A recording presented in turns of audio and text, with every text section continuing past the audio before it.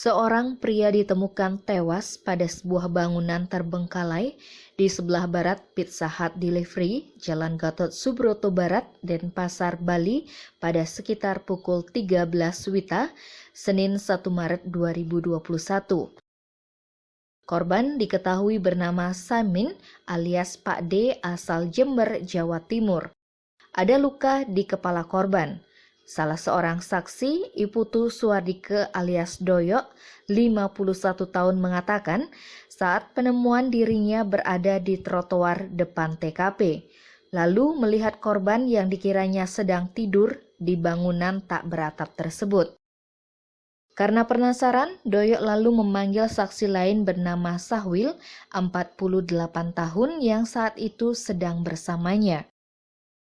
Kasubag Humas Polresta Denpasar, Ibtu Iketut Sukadi mengatakan, saksi Doyok sempat memanggil korban berkali-kali, tapi korban sama sekali tak menjawab. Merasa aneh karena tidak ada jawaban, mereka pun melaporkan kejadian tersebut kepada petugas LLAJ yang berada di Hotel Aston dekat lokasi dan dilanjutkan kepada kepolisian.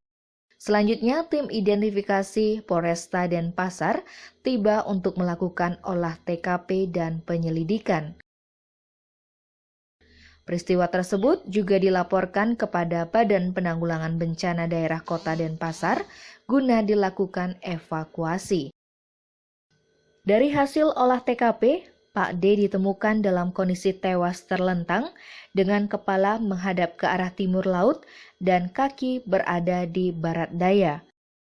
Terdapat luka pada bagian kepala, tepatnya di atas telinga kiri berukuran 2 cm yang terlihat terbuka.